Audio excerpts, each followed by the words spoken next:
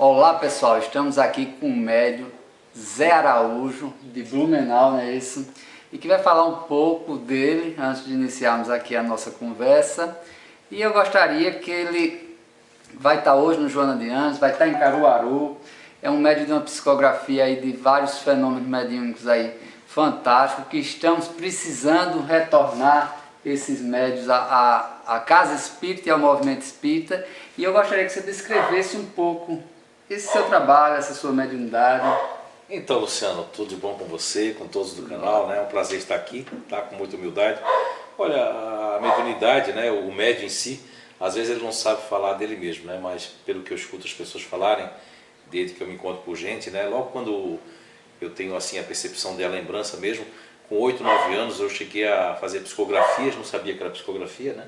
Uma delas eu tinha 8 anos, 8 meses por aí, e eu escrevi num papel de venda, que nós éramos muito pobres, né, naquela época, e passando uma série de dificuldades. Eu me lembro que meu irmão estava, ele se chama Júlio, ele estava dizendo assim, é um boi, eu dizia, é uma vaca, Júlio, não está vendo, né, ali embaixo as tetas, é um boi e a vaca. Quando eu vi, eu tinha já terminado de escrever assim, gato e sapato, um bicho no mato, eu mato esse bicho do mato, do couro eu faço sapato, sapato de couro com fiador, o boi e a vaca e o boi, quem fez, quem faz o sapato, um dia eu mato esse bicho do mato, do couro eu faço sapato. Isso eu escrevi com 8 anos e pouco.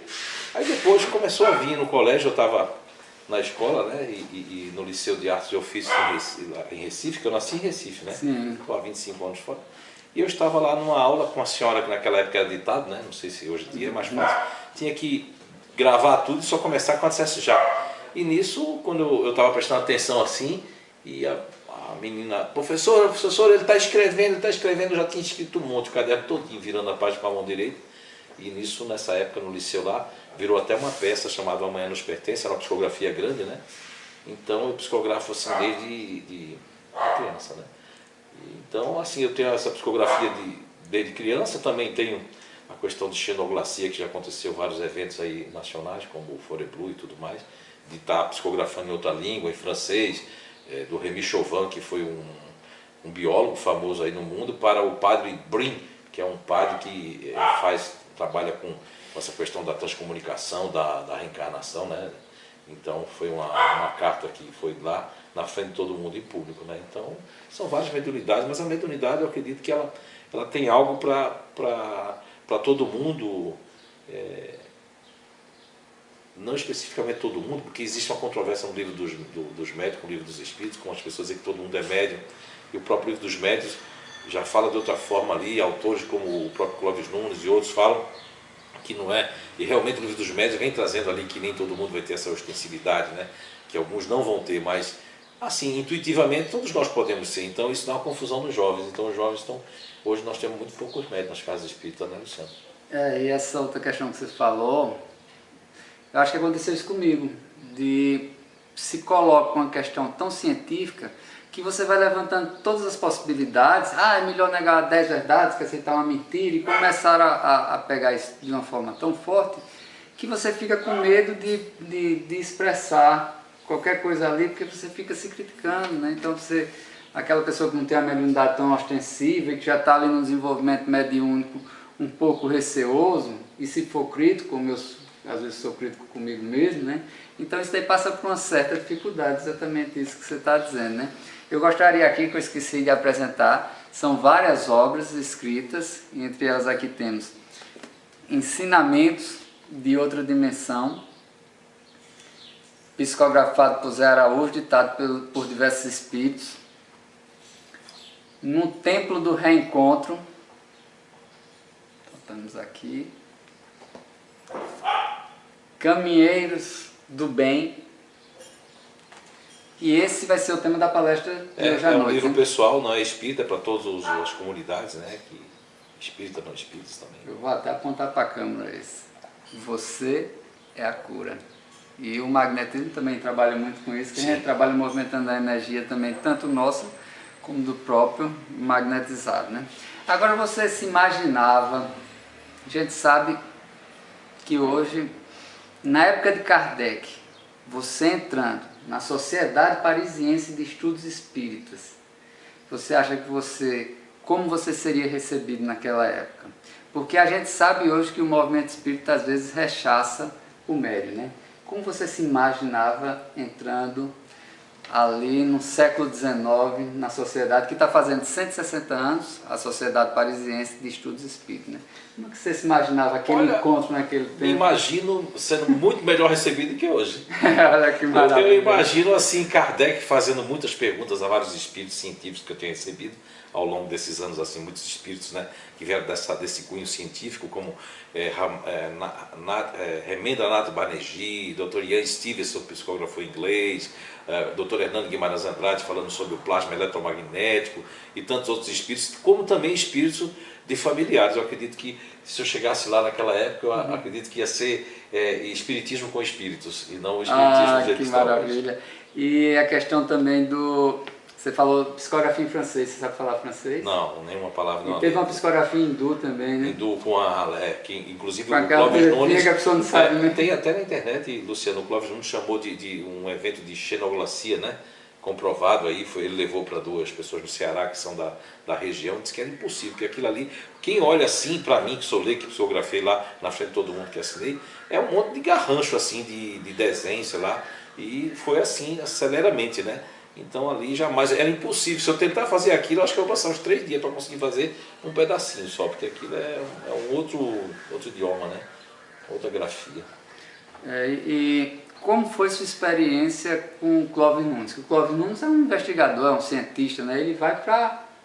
Como foi? Então, o Clóvis de Souza Nunes, né, que sempre para mim foi uma referência científica do espiritismo, né, o professor Clóvis Nunes, eu conhecia só de vídeos e ele foi convidado a participar do 2º Foreblu, né, e na ocasião ele foi e ligou para o Nando Cordel, que o Nando Cordel estava vindo, né, e ligou para outras pessoas, e ele foi saber, né, quem é esse médico, mas ele disse que já tinha ouvido falar de mim, aproveitou a ocasião que Nando Cordel estava vindo e veio, e lá pelas 3 horas da manhã, já passado o Foreblu no último dia, domingo, ele ficou até 3 horas da manhã no CEIU, né, que é o CEIU, Recanto do Saber, Blumenau, Santa Catarina.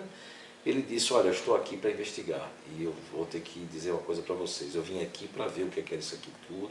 Ele falou com todos os trabalhadores que contaram a série, investigando mesmo, e depois ele declarou que aquela psicografia, né, que eu estou esquecido agora do nome do grande espírito que psicografou para ele, estou tentando me lembrar aqui, e que foi um professor também, que inclusive falava lá com o Padre Guevedo e tudo mais, psicografou para ele, colocando coisa, até ele usou um termo que usava com ele naquela época, que era muito íntimo dos dois, né?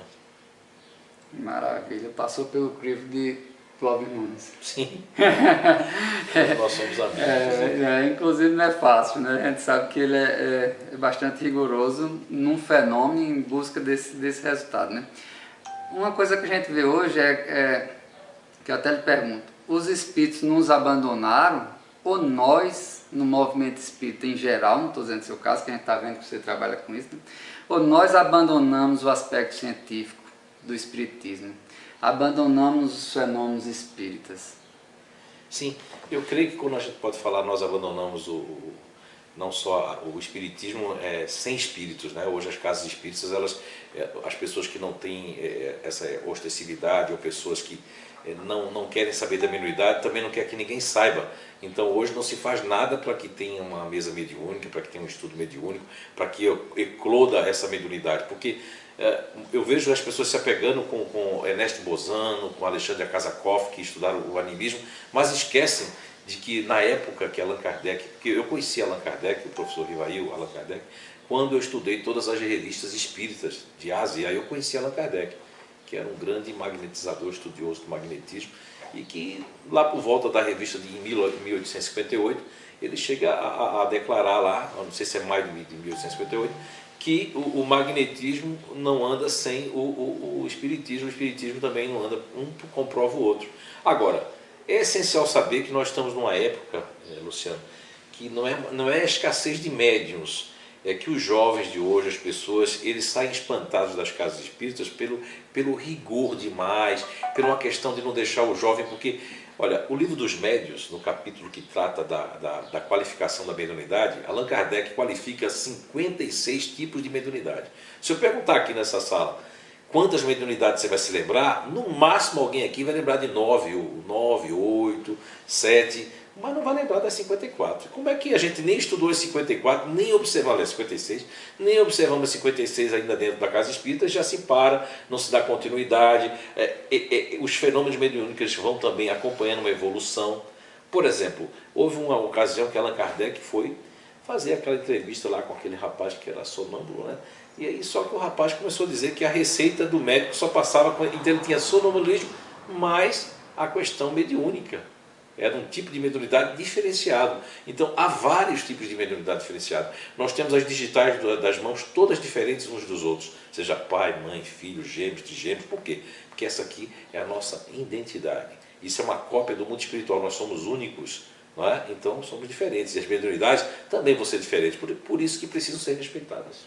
E está lá na Revista Espírita que Kardec ia ficar cego. O médico disse que ele ficaria cego em 30 dias. E ele coloca que foi para uma sonâmbula, que entra num transe sonambúlico, e a sonâmbula quem deu a receita, né, para ele curar a visão, e disse que dentro de 15 dias por aí ele ia começar a enxergar bem novamente. Né? E você lembrou muito bem, Revista Espírita, 160 anos da Revista Espírita estamos fazendo este ano. Onde está a divulgação da Revista Espírita? É uma pena porque, Luciano, a Revista Espírita, ela traz trabalho, ela traz estudo, ela traz conhecimento, ela não traz ibope, ela não traz esse showzinho que existe hoje, infelizmente, no movimento espírita. Não no espiritismo, mas no movimento espírita. Porque na própria Revista Espírita foi lá que eu aprendi muito sobre a questão que Allan Kardec, ele fazia um grupo de correspondentes magnéticos, onde contavam os casos e pedia auxílio a ele para ele indicar. Só que Allan Kardec, como foi estudioso do mesmerismo, ele quis optar, estava vindo o iluminismo, tudo isso estava tudo acontecendo no mesmo momento na França, né, e no Ocidente. Então ele vestiu aquele único chapéu, mas ele deixou muitas coisas escritas na Revista Espírita, que é muito importante. Muitas coisas. 12 volumes, né? 12 volumes. 12 volumes, sendo cada volume com um por mês, que dá 12 revistas por ano, né? 136 revistas espíritas ao todo, né? E um critério muito grande que ele coloca como uma obra de cunho pessoal, e doutrinária e de cunho pessoal a Revista Espírita, né? É uma pena que a Revista Espírita não esteja sendo utilizada dentro do nosso movimento como deveria, né? Eu até estou divulgando o trabalho de um, vamos dizer, meu conterrâneo, que ele é de Curitiba, né? O Cosme Massa, com Kardecpédia, né? Que você tem lá no Kardecpédia todas as obras de Kardec, 23 obras de Kardec, inclusive, se você quiser a edição original, tem em francês também, né? Eu só mal sei português, né? Então eu pesquiso muito lá, é muito interessante, porque você não precisa necessariamente comprar as 12 revistas espíritas, os 12 volumes de revista espírita, mas o que você tiver pode pesquisar que vai estar lá. Existe espiritismo sem fenômenos. E esses fenômenos não são só os fenômenos. Temos fenômenos de emancipação da alma, que são sonambulismo, dupla vista, êxtase, o sono, os sonhos, e todos provocados, no mínimo, com a ajuda de um bom magnetizador. E esses fenômenos, onde é que estão também? Então, aí você procura assim, onde é que estão os magnetizadores? Onde é que estão os fenômenos? Estão nas casas das pessoas, estão entre pessoas que estão em outras religiões, por conta das pessoas. Eles estão às vezes dentro da própria casa espírita, mas como a pessoa não faz parte do grupo, ela não pode entrar aqui naquele grupo, é um grupo fechado. Existe isso muito no movimento espírita, né? E hoje as pessoas falando aí, a gente vê, infelizmente, pessoas com títulos aí, nada contra, né? Temos médicos lá também em Blumenau, em todo lugar, fazendo parte, mas a gente vê pessoas com títulos acadêmicos não falando, por exemplo, que uma pergunta que eu vou estar falando nesse seminário de amanhã e também hoje aí, que como é que a pessoa não estudou o Livro dos Espíritos e está falando que a alma está presa à epífise? Aí você vê, a alma não está presa à epífise. A pessoa deixou de estudar a questão 146 do Livro dos Espíritos, quando Allan Kardec pergunta se a alma tem no corpo uma sede determinada e circunscrita, e a primeira resposta é não. Não. Porém, naqueles que pensam muito, ela pode estar na cabeça, ao passo que aqueles que pensam muito na humanidade, pensam muito nos outros, está no coração. E como Allan Kardec ele elabora aquela pergunta 146C, porque ele foi um grande estudioso do magnetismo. Então ele faz uma pergunta: o que pensar daqueles que situam a alma no centro vital Ele está se referindo ao genésico. Aí a espiritualidade responde que é por aí está, todas as sensações estão aí englobadas e por aí ser um centro vital, um centro de criação.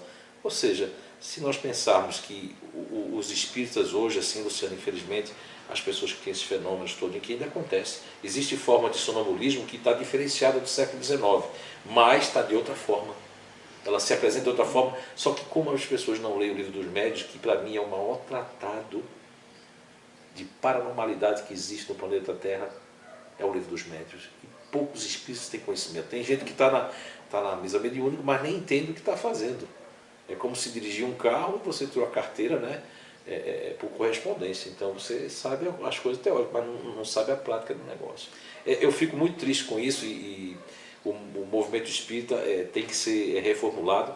Tem um livro aqui que é o Ensinamento de Outras Dimensões, que eu não sabia nem quem era Caiba Chuta. Eu, como espírita, tive de falar que tinha sido bandeirante. Ele começou a psicografar na psicografia pública lá dos eventos da casa, do Foreblu, e ele tem ali uma psicografia que se chama assim Polissemia Doutrinária, chamando a atenção. Quantas pessoas vão divulgar isso? Ninguém nem quer escutar isso, porque se escutar o Caiba Chuta falando, né, aí que está. O fenômeno, ele existe, eu creio, e já vi em muitos lugares. O próprio Clóvis Nunes me disse que vai para tal lugar, tem esse fenômeno, tem aquele, como aquela média que ele disse que tem uma média italiana que é diferente. O fenômeno dela é assim: você chega, o Clóvis estava contando, você chega, ela pergunta sua viagem, está conversando com você e está psicografando. E conversando com você, não para de falar e está psicografando tudo. Quer dizer, é um outro fenômeno, né? Que são 56 tipos. 56 tipos. E nós não chegamos nem no número 12, talvez número 13. E falando a respeito de sonambulismo, abri um parênteses aqui, que tem o Adilson Mota, inclusive escreveu um livro agora, Saúde e Doença. O Adilson Mota, ele trabalha a saúde nesse sentido, com sonambulismo em Aracaju. Trabalho muito bom. E, inclusive, sofre aí as dificuldades que o movimento dá, né? Que o sonambulismo está muito presente na obra de Kardec. Inclusive, ele usa o sonambulismo no tempo de Kardec, porque ele usa o Marquês de Ponsegui, que foi quem descobriu o sonambulismo, e ele trata ali Deleuze também, aqueles magnetizadores clássicos ali daquela época, que Kardec chama Deleuze de o sábio, na Revista Espírita, e ele trata ali de uma forma muito interessante. Eu acho que é uma pessoa boa de se conhecer, o Adilson. Infelizmente também às vezes é perseguido, porque as pessoas às vezes não entendem, não compreendem. Não conheci o livro dele, mas conheci o Adilson no primeiro encontro internacional de magnetizadores que foi feito em Aracaju. Eu estava lá, né? Acho que foi o primeiro ou foi o segundo. Estava lá. Conheci o Adilson Carequinha, né? O Carequinha. Bem magrinho, sim, pessoa magrinho. maravilhosa, conheci. Inclusive as pessoas às vezes me comparam com ele, eu não sei porquê, né? Só falta careca. O médium dentro da casa espírita hoje, que conselho você dá para aqueles médicos que estão iniciando e que muitas vezes eles, é como você disse, para chegar a uma mediúnica, ele tem que passar por uma sabatina ali de coisa que muitos desistem antes de chegar na mesa mesmo, né? Que desistem antes, tem que estudar 2 anos de evangelho, depois mais 2 anos de estudo da mediunidade, depois mais isso, depois mais aquilo, depois mais 6 meses ali numa assistência. Como é que ele vai ter essa paciência? O que é que você diria para o médico que está agora, esse jovem, muito chegando à casa espírita, e uma coisa que a gente vê hoje é as pessoas colocando a hipótese que para nós espíritas deveria ser a primeira, que é os espíritos. A gente começa a levantar a hipótese do que poderia ser e deixa os espíritos por último. Isso daí não era para fazer parte da natureza dos espíritas, né? É que acontece o seguinte: os jovens, o conselho que eu vou dar para vocês primeiramente acreditar mais em vocês mesmos. Hoje, a maioria das mediunidades que nós temos assistido e vistos, tanto aqui no Brasil como em Portugal, em outros lugares que a gente tem ido, é que os médiuns hoje têm uma mediunidade que ela se chama mediunidade mais semiconsciente e consciente. Então, como essa mediunidade semiconsciente e consciente, ela pode deixar você em dúvida no começo, que é o treinamento, que se chama aquela fase que é anímica, que precisa passar, porque nós temos um cérebro de carne. Nós não podemos exigir da nossa caixa mental, da nossa memória pessoal, como diz, desde a questão 400 até 412 do Livro dos Espíritos, que trata do sono e dos sonhos, que trata que nós estamos como nessa prisão, e quando desenlaça o nosso espírito, então nós não vamos ter totalmente a memória. Assim também acontece em relação à mediunidade, de psicofonia, de psicografia, que vai ter aqueles pequenos obstáculos no começo, mas não desistam. Percebam o seguinte: a primeira coisa que você deve fazer é seguir o seu coração e estar com a mente tranquila em relação, eu não estava pensando em nada. Como é que vem uma pessoa chorando se eu não estava sentindo aquela emoção? Se aquelas palavras não fazem parte do meu arcabouço psicológico. Então, primeiramente, vocês têm que ter fé em vocês.